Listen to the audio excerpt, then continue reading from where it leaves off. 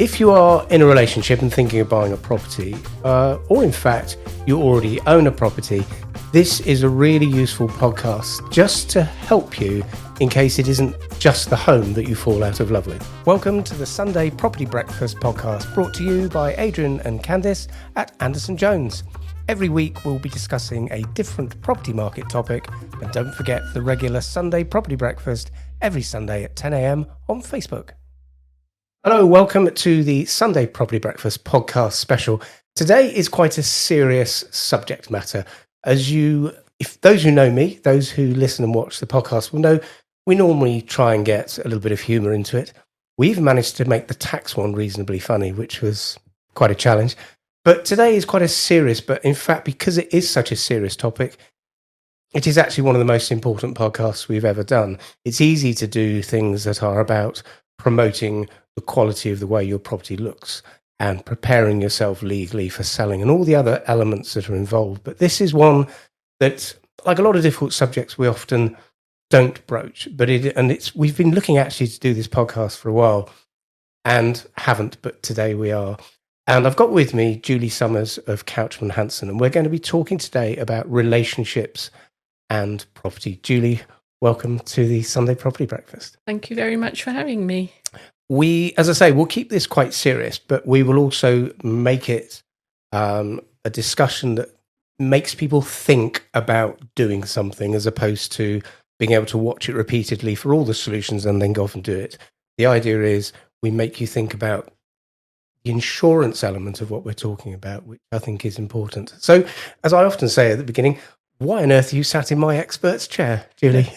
Oh, well, because you very kindly invited me, but I think it's also very important that people are aware of the issues we're going to discuss today, because they can seem unpalatable, but they're going to save a lot more heartache at the end of the day if things don't go as you're hoping them to.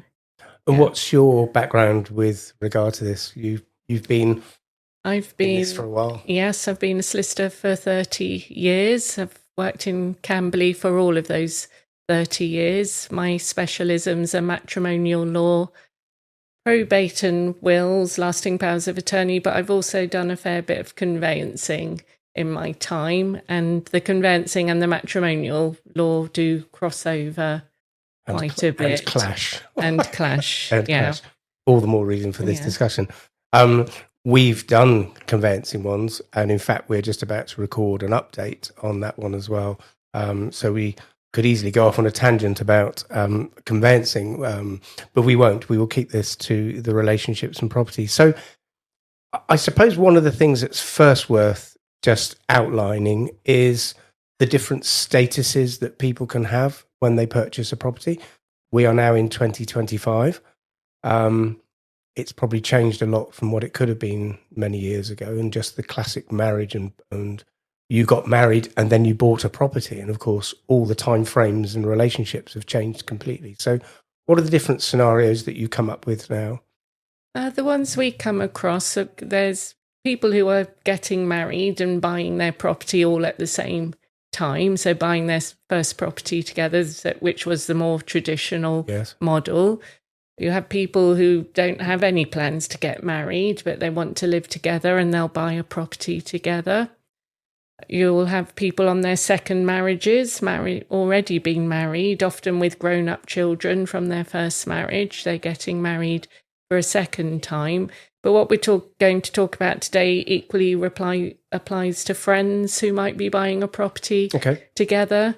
And all those siblings, anybody buying a property together, really, unless you're putting in exactly the same amount of money to purchase the property, most times one person is contributing more. So what we're really looking at is what happens if whatever relationship it is goes wrong, you no longer want to live together.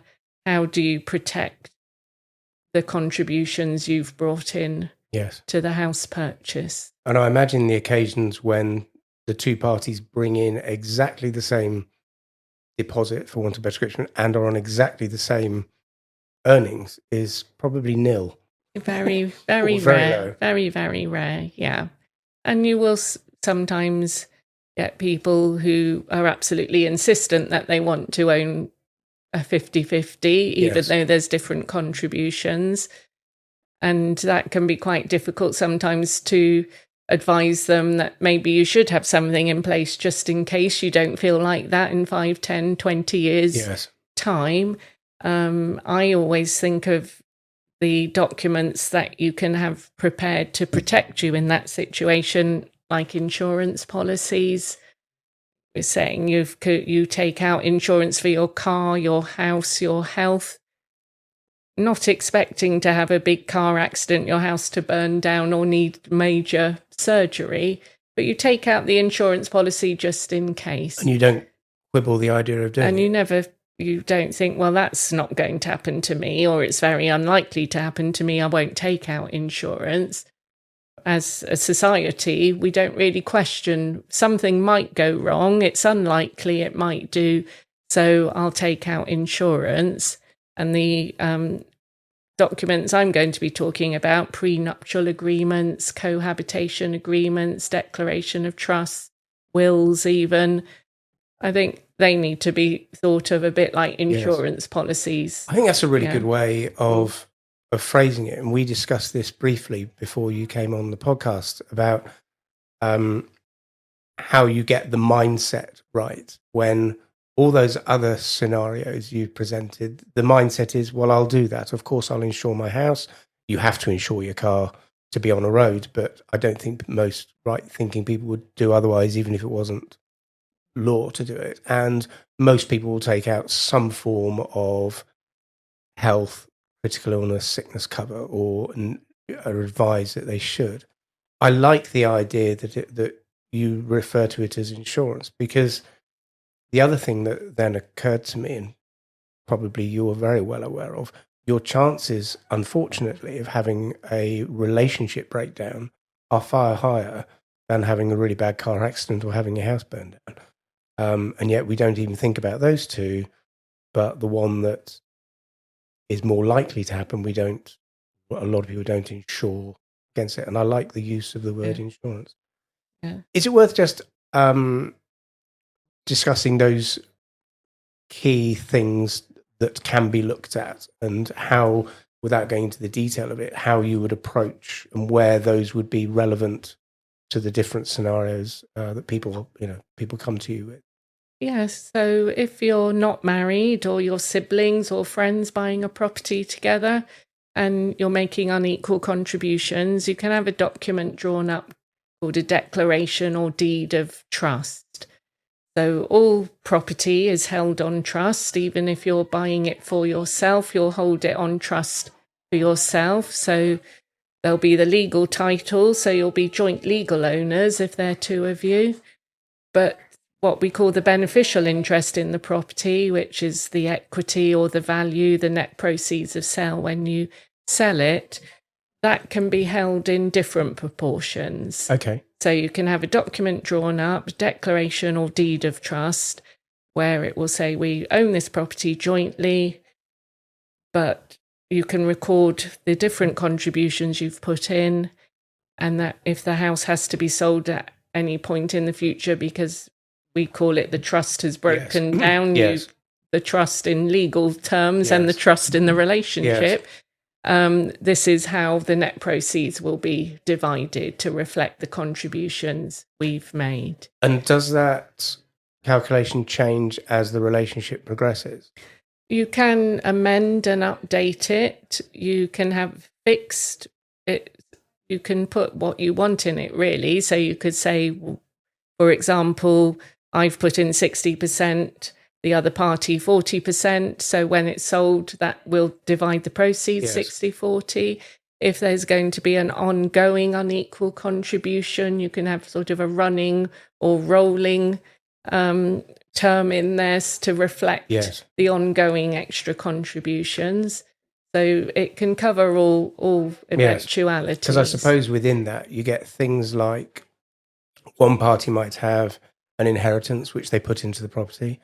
I suppose the most common thing, and although this is by no means the the nuclear family we always used to have, but in still quite common terms, you'll get a man and a woman marrying, and the woman will have children, therefore the income will change. So I suppose you've got all of those imbalances could be then changed Yeah, as you part of can. that. I mean, it's not a once and for all Not a once and for all, document. yeah. It can be updated, particularly nowadays where we'll have the documents held on Word in our system. Yes. We can just go in and change a clause, but they then have to re-sign and redate, and that new updated version will supersede the initial version. Yes.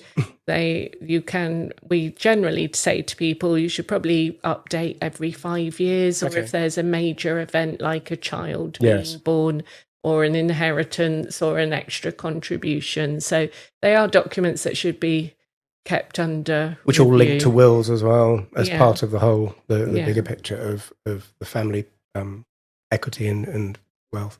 So there's a declaration of trust. Then the prenuptial agreement is something that probably people who think are exclusively sort of Hollywood and celebrities and the like.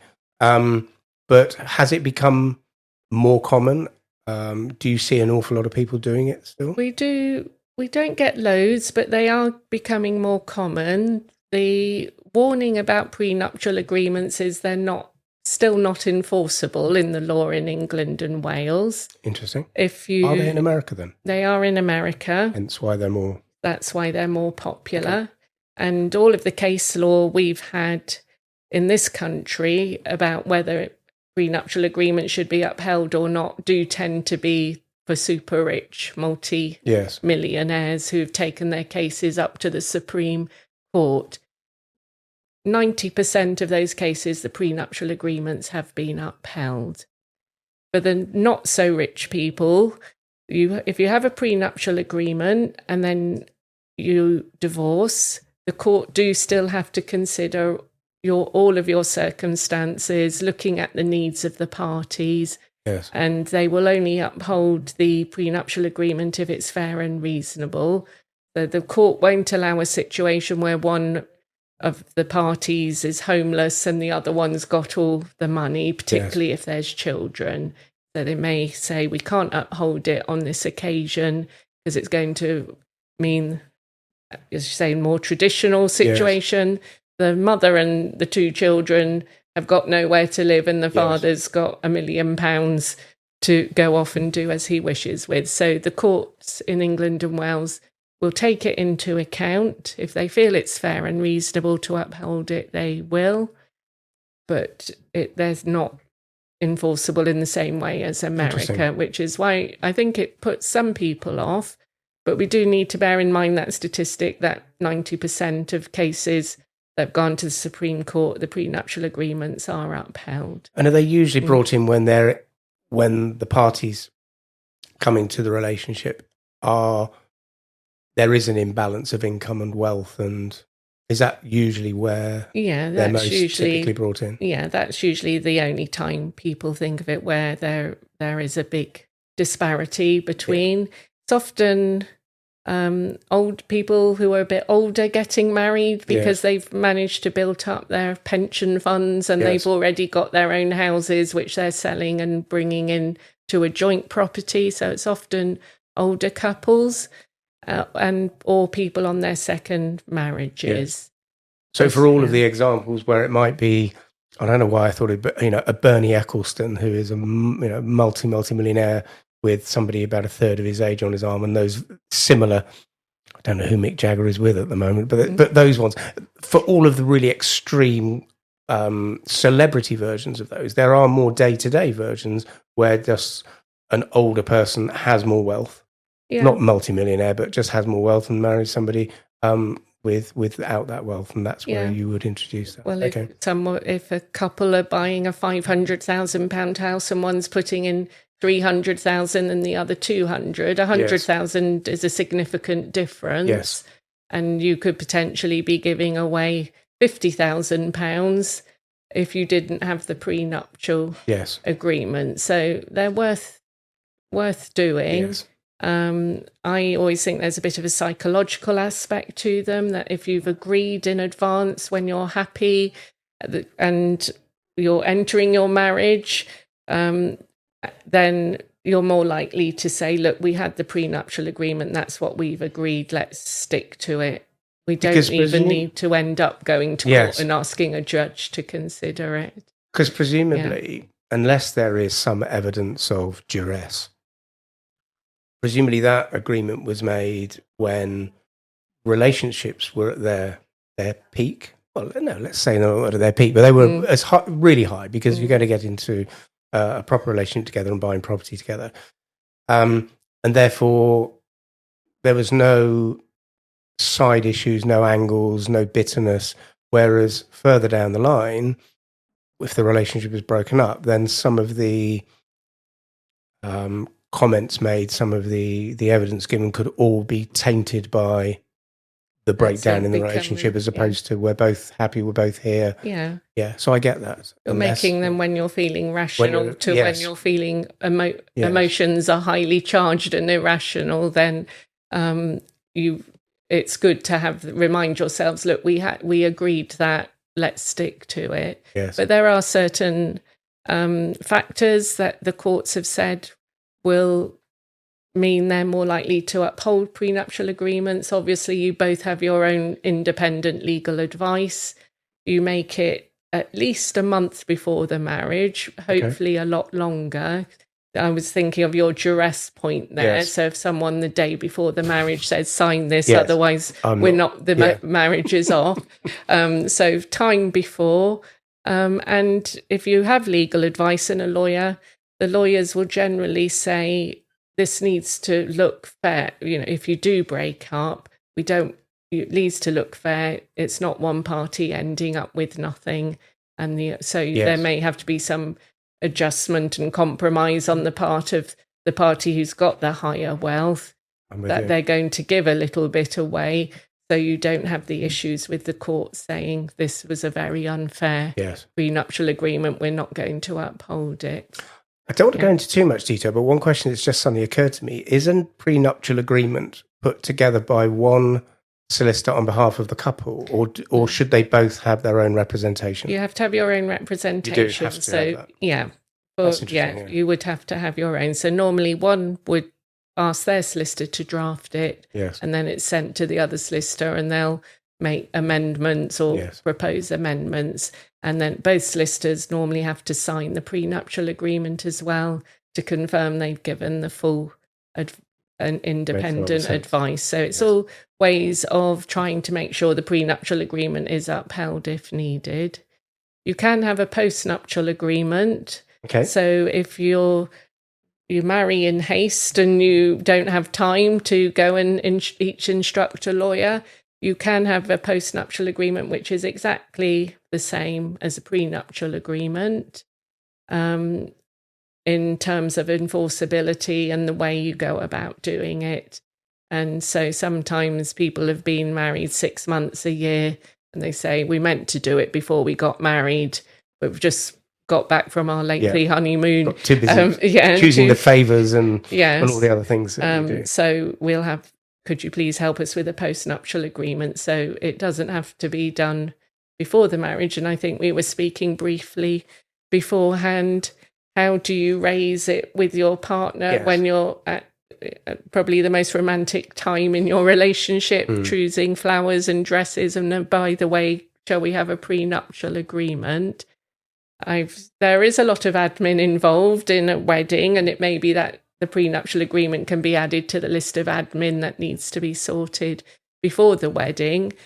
But you could just raise it and say, well, let's focus on the wedding and then have a postnuptial agreement, go and see the lawyers after we've had our lovely day, and get down to business at that stage. Yeah. Is there one other... did you say there were three? You can have a cohabitation agreement as well, yes. So, and then I'll ask the elephant in the room question. Okay, so people who are planning to live together, you can have a cohabitation agreement, which is akin to a prenuptial agreement, because prenuptial agreement can cover everything, as can a cohabitation agreement, how you're going to pay the bills. We'll, for example, we'll have a joint account, we'll each put a fixed amount in each month. we'll keep our own accounts for entertainment and clothes. You can go down to quite small minutiae, day-to-day organisation of finances and admin.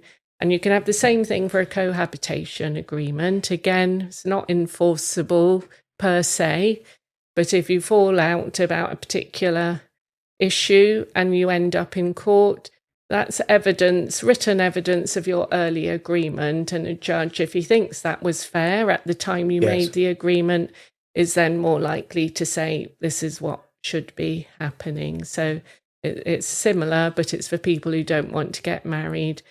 And I've had ones that will involve what happens with pets, cars, particular items of furniture. You can go down to every detail as to what will happen to everything if we separate. And coming back to this point about prenuptial and the cohabitation, not necessarily legally, they're not a legal agreement as such, but they are relied on heavily, and 90% of prenuptials are considered to be fair. Presumably, if you've got two solicitors negotiating and writing this, if you are the acting solicitor for somebody who is clearly taking a far better position in this, some of that advice to them at the time will be, by the way, if this does come to need to be enforced, this may be considered to be unreasonable, even if your partner is happy to sign it. I think this might be looked at as a bit too much. You should be advising that at the beginning. Definitely, yeah. That's the initial advice. We obviously advise that they're not enforceable. Yes. But the way to persuade a judge, if you make it as far as the court to uphold it, is for it to be reasonable. And not too unbalanced and leaving one party in poverty and the other one with all the assets. So that will be the very initial advice you give.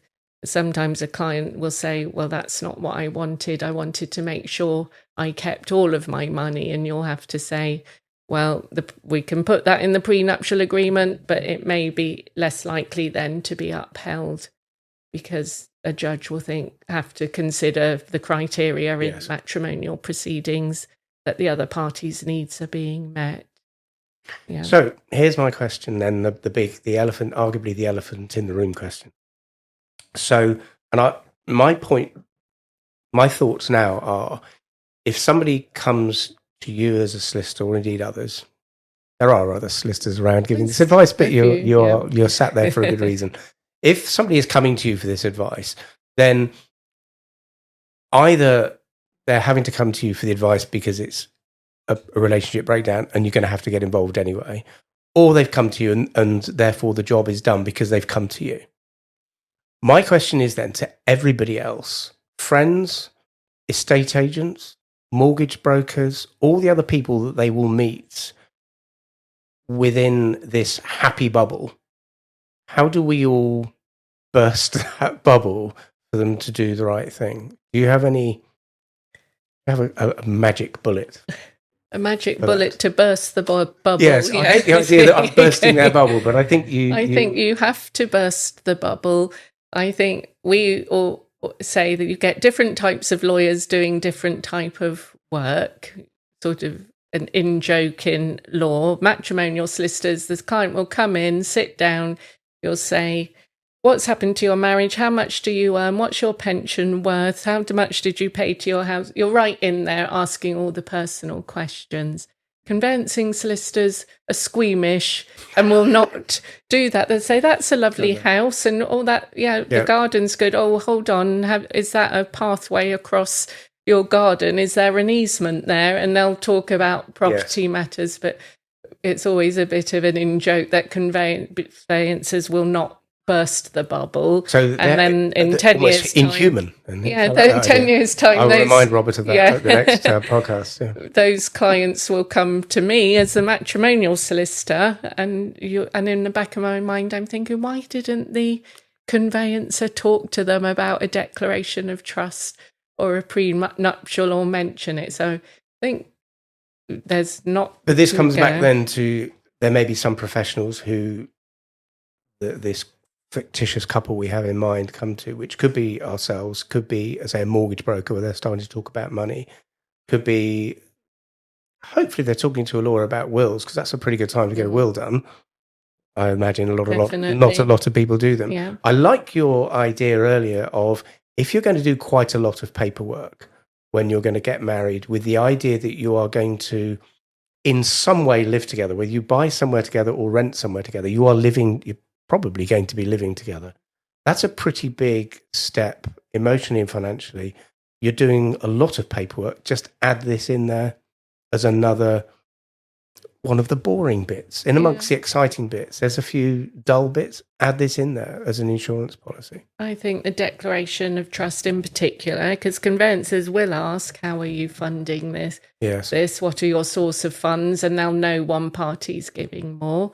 When you complete your transfer document for the conveyancing process, the TR1, that does have a section. Are you owning the property as joint tenants, tenants in common in equal shares, or tenants in common in some other way? So that could be the point that a conveyancer says, look, I've got to tick one of these boxes.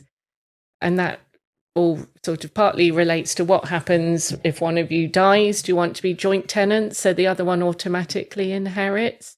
Tenants in common means you can leave your share in your will to someone different, or tenants in common in some other way. Do you want a declaration of trust to show that you're owning the beneficial interest in the property in an unequal way? So there is an opening there on the transfer document that everybody purchasing a property has to complete and sign.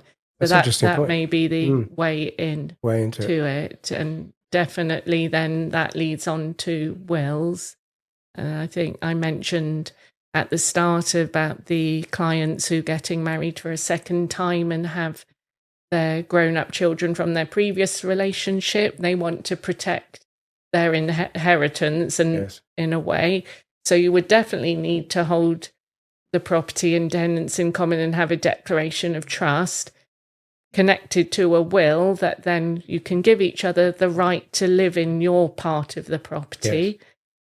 And it's only when the second one dies that the property is then split to the children from the previous marriage. So that's a way of guaranteeing that. But you would really need a declaration of trust and a will with the life interest giving the other party the right to live there.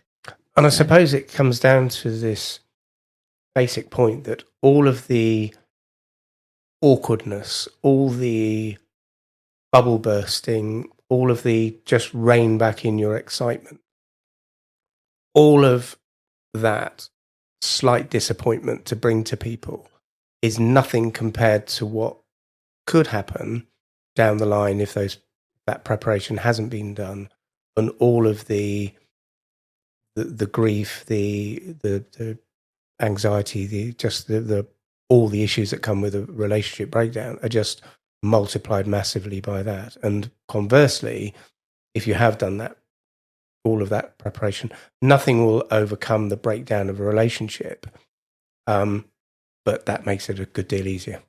Makes it easier. And if you can't agree when the relationship breaks down, and you have to instruct solicitors and go to court, you can be looking at 1 to 2 years before you get a resolution, and tens of thousands of pounds of legal costs. So in a way, time and just time stress, and everything. Immense stress on top of you going through a very traumatic time with your relationship. So we get back to the insurance point. These documents and preparations are insuring you against that extra stress, cost, and time in the future. Maybe you won't ever have to use the document. It will stay in the bottom of the drawer, and when your children are clearing out your home after your death, they say, oh, look at this that mum and dad had. You may never need it, and that's what's hoped.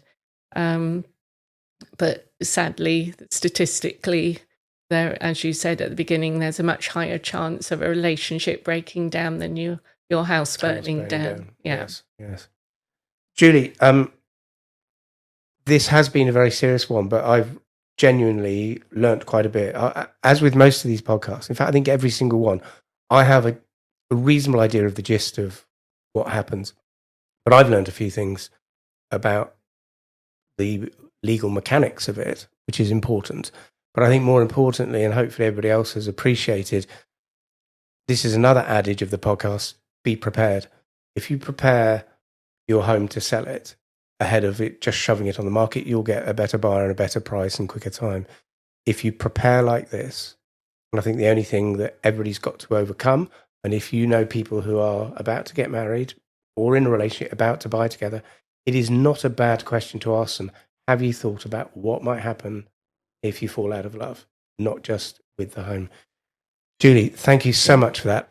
We'll put all your details in the podcast so that if anybody wants to contact you directly about this, whether they are long time married and not done anything, short time married and thought no, or about, and I say married, it's a relationship together. I'm of an age where I still think married.